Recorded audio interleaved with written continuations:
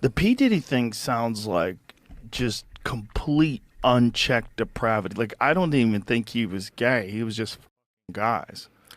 But maybe he's gay, but it seems like he's just I think you have to be a depraved. little gay.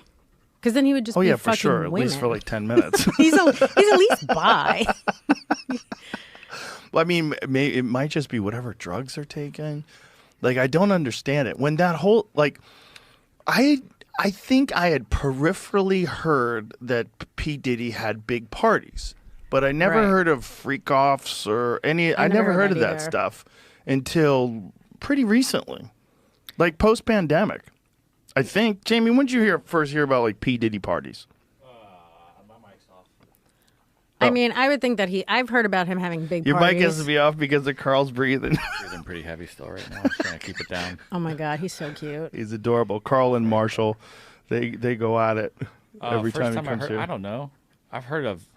I don't even know what rumors I would have heard. I just heard, like, But it was he's not got crazy parties. I didn't yet nothing. Yeah, it was never like in the zeitgeist. It was never. It's just weird too because he always had the white parties where you have to wear all white, and I just feel like that's the worst color for body fluid. Ew. Yeah, right. Just shit. Maybe that's how blood. he kept track of who he fucked. He's like, that person's already gotten it.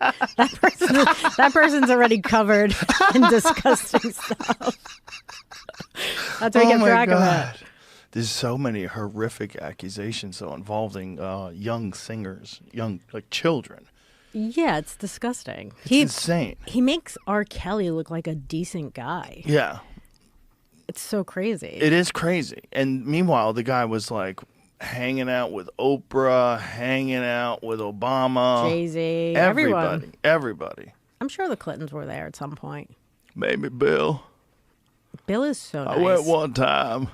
Was he? He's so nice. Like when I met charming. him, he is, and he's actually still kind of good looking. Like even for an older dude, yeah, why not? He's still so good looking, and she's just so miserable. Well, she's publicly humiliated, and she thought that her big retribution would become president. Become president. Sure. And then that would be it. All water under the bridge. I'm a strong woman. I'm running this country. And then America was like, nah. I mean, it doesn't matter what color you are. America does not want a woman in charge. Well, that's not exactly true because she won the popular vote. Not Kamala, though. No, but Kamala was a terrible candidate. The difference between her and Hillary, it's night and day. Well, Hillary had a lot of experience, too. She's been doing this for a long time. Sure. She was a Secretary of State, and on top of that, she could answer questions. Sure. Like, you could have a question with her about, like, what would we do differently if you were president about the Israel-Gaza conflict? Sure. She would have something off the top of her head. What would you do differently than Joe Biden? She wouldn't say, I can't think of a thing. She would never say that. No. Kamala Harris is just not good. She's definitely not good at interviewing either. No. I mean, I don't know if she's good at running things because you'd have to be behind the scenes to see how that works. Sure. But when it comes to, like, talking off the top of her head, what she's good at is a pre-rehearsed speech that she reads off a teleprompter. Sure, but if someone asks you a rogue question, then you have to be ready to answer it. Yeah, when rogue questions, like, you have to be able to say what differentiates you from Biden. You have to. That's pretty simple. You're just like, well, I'm still alive. Yeah, that too. That would be funny if she said that. Right. That's what she should do. If she could be funny, people love a funny person. I can answer questions. I can look you in the eye. Yeah. I she remember what I'm been talking funny. about. Yes. I was surprised she didn't come on the podcast a little bit. It seems like, and this is all reports, these are all anecdotal reports, right? But it seems like her campaign was kind of chaotic. Like, no one could make a decision.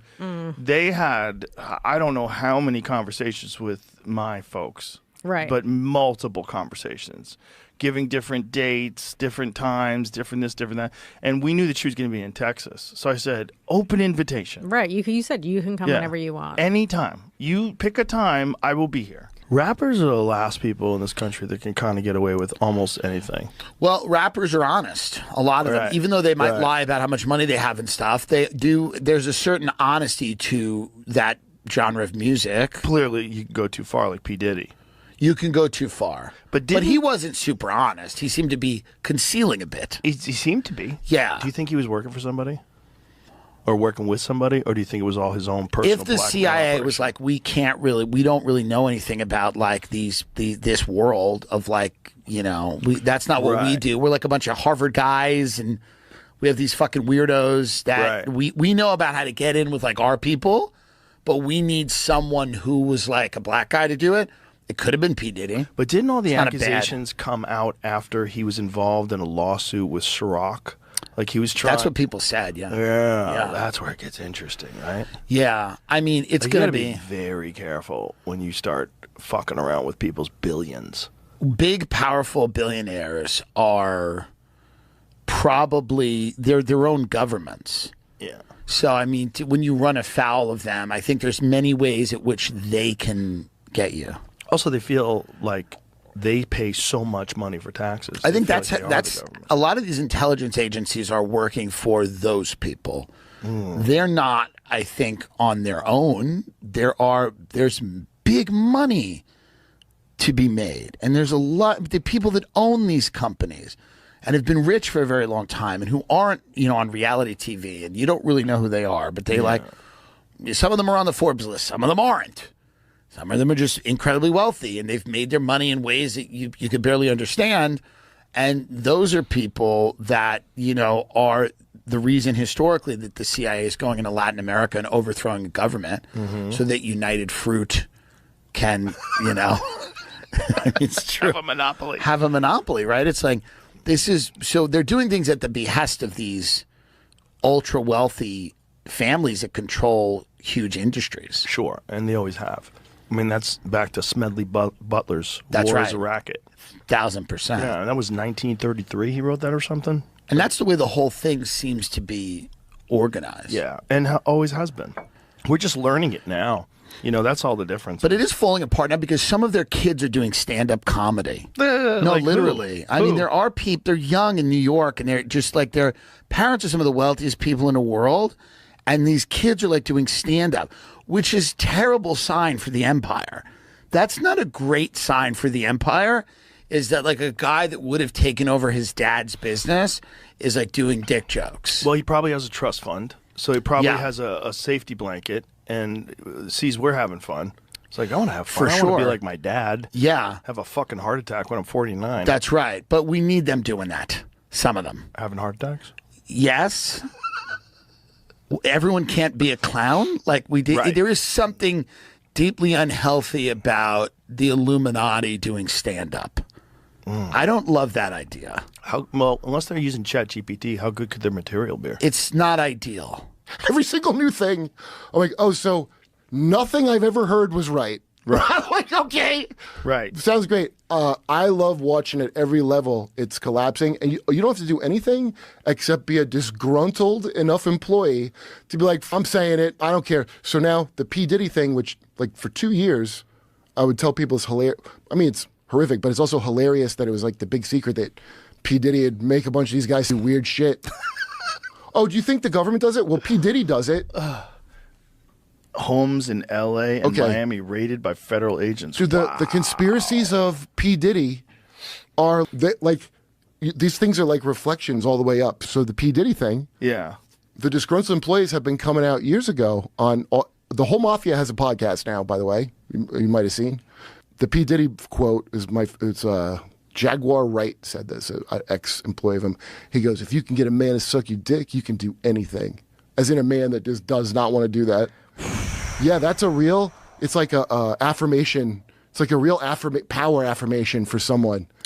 At every level, there's something I want to joke about it on stage, but people nobody follows all the same things anymore, so it's hard to, the things I want to make references about, there's like no common culture anymore of like, we all saw this, so you got to just burn time explaining the first part of the story, and people will get invested in it. It's so much better than... The mob has podcasts now.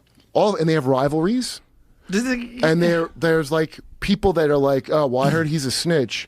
Like they're now like, do you have Stockholm syndrome? Good, they're a snitch. That's why we have this great show. The fuck? I hope everyone snitches. What the fuck are you talking about? So I get criminals. He has a right to say, as a fucking criminal, don't snitch. You, the citizen of the good country, Edward Snowden's not supposed to be hiding out in Russia with the bad man. Right. He's the guy that did the right thing.